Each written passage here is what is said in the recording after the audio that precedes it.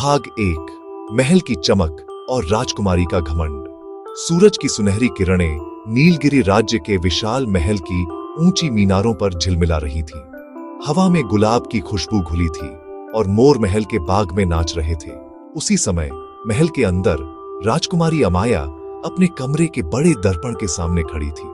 वह शायद पूरे राज्य की सबसे सुंदर लड़की थी। रेशमी बाल, बादाम जैसी आंखें और कपड़े जो सोने चांदी के धागों से सजे रहते। लेकिन सुंदरता के साथ साथ उसमें एक चीज और थी, अभिमान। दुनिया में मुझसे सुंदर कौन? कोई नहीं, राजकुमारी जी। आज महल में एक बड़ा उत्सव था, वसंत उत्सव। इसमें पूरे राज्य के बच्चे, व्यापारी और गरीब तक महल के बाहर के मैदान में आते थे। राजकुमारी ने अपने दर्जी गुलाम चंद को बुलाया। मुझे सबसे सुंदर गाउन चाहिए, जिसमें कोई दोष न हो। पूरे राज्य की निगाहें मुझ पर टिकनी चाहिए। जी राजकुमारी, मैं पूरी कोशिश करूंगा। अगले दिन गाउन तैयार हुआ। नीले और सुनहरे रंग का झिलमिलाता रेशमी कपड़ा मोती और मखमल से जड़ा हुआ। अमाया ने जब उसे देखा तो उसकी आंखें चमक उठी। लेकिन जब उसने गाउन पहना, नीचे का एक छोटा सा हिस्सा फट गया। एक किनारे पर सिलाई खुली थी, बस एक छोटी सी जगह, मगर राजकुमारी के लिए वो सबसे बड़ा अपमान था। ये क्या? ये तो मेरी बर्बादी है। अगर लोगों ने देखा तो मजाक उड़ाएंगे। माफ कीजिए राजकुमारी, धागा कम पड़ गया था। मैं नया कपड़ा मंगवाता हूँ। पर समय नहीं था। उत्सव कुछ ही घंटों में शुरू होने वाला था। अब मैं क्या करूं? अमाया ने रोते हुए कहा। गुलाम चंद हिचकिचाया। एक उपाय है। मेरे गांव में एक छोटी लड़की है, चंपा। वह सिलाई में बहुत होशियार है। अगर आप चाहें तो मैं उसे बुला लूं। राजकुमारी भौहें चढ़ाकर बोली। गांव की लड़की? वह मेरे गाउन को छुएगी? लेकिन समय की कमी थी। मजबूर होकर उसने इशारा किया। ठीक है, बस जल्दी बुलाओ। थोड़ी देर में एक छोटी सी लड़की महल के दरवाजे पर पहुंची। उसके कपड़े पुराने थे, पैरों में चप्पलें भी नहीं, लेकिन आंखों में आत्मविश्वास की चमक थी। राजकुमारी जी, आपका गाउन ठीक कर दूंगी। लगता है धूल में खेलने वाली बच्ची है। चलो देखो क्या कर सकती हो। चंपा ने धीरे से गाउन को उठाया, उंगलियों से कपड़े को महसूस किया। ये जगह कमजोर है, उसने कहा। मैं यहाँ रंग बिरंगे कपड़ों का एक छोटा पैच लगाऊंगी। इससे ये हिस्सा मजबूत भी होगा और सुंदर भी। पैच? गाउन पर पैच? क्या मैं कोई गरीब हूँ जो फटे कपड़े पहनूं? राजकुमारी, कभी कभी सुंदरता सिर्फ सोने चांदी में नहीं होती। कभी कभी एक छोटा रंगीन टुकड़ा भी कहानी कह जाता है। राजकुमारी, उसे कोशिश करने दीजिए। मन महसूस कर अमाया ने इजाजत दी। चंपा ने अपनी छोटी थैली खोली। उसमें रंग बिरंगे कपड़ों के टुकड़े थे।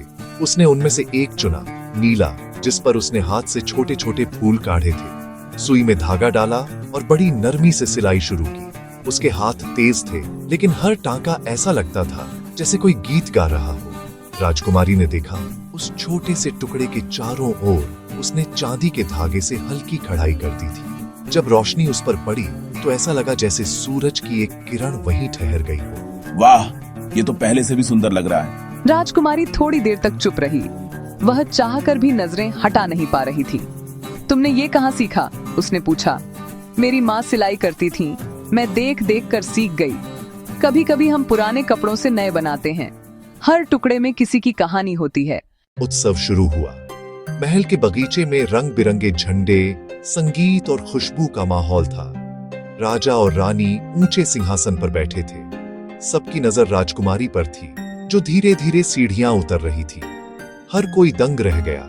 उसका गाउन पहले से भी सुंदर लग रहा था, और जो हिस्सा पहले फटा था, वहां वो रंगीन पैच चमक रहा था, जैसे कपड़े का दिल। देखो कैसा सुंदर डिजाइन है। ये तो सबसे अलग लग रहा है। राजकुमारी मुस्कुराई। पहली बार गर्व नहीं, गर्व के साथ विनम्रता के साथ। वह नीचे पहुंची और सबके सामने बोली।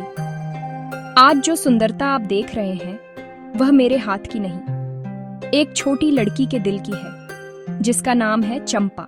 पूरा मैदान तालियों से गूंज उठा।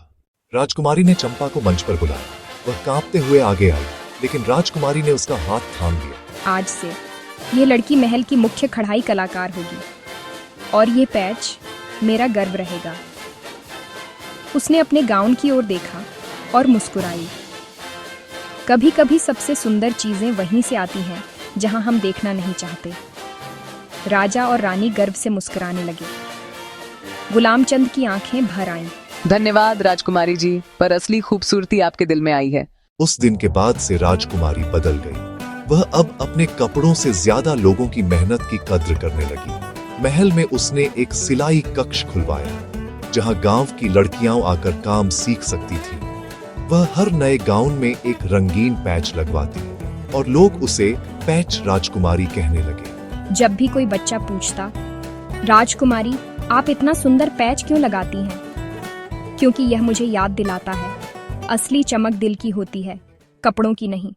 भाग 8 सीख मोरल कहानी खत्म होते होते राजकुमारी अमाया और चंपा दोनों बड़ी हो गई। एक रानी बनी, दूसरी राज्य की सबसे कुशल कढ़ाई कलाकार। लेकिन दोनों का रिश्ता हमेशा वैसा ही रहा, जैसे एक सुंदर पैच और उसका कपड़ा।